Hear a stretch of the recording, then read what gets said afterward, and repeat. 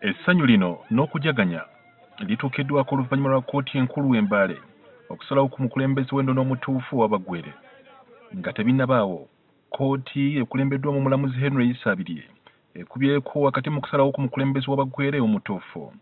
Enjawukana n'okusika omuguwa kubadde wakati wa Bishop John Weeyabire ne Mubala Kintu nga kati emyaka gibadde giweze nga buli omu agamba nti omukulembeze omutuufu w'Abagwere gye biggweredde, nga kkooti esazeewo nti Bishop John Weeyabire ye mukulembeze wa Bugwere aweebwa ekitiibwa ekyayikumbaniya oba bwa Bugwere. Ye Mubala oluwulidde ensalawo ya kkooti olw'omu ku bagoberezi be n'atandika okumubika era tetusobodde kumufuna kuba kukyayogera ku nsalawo eno.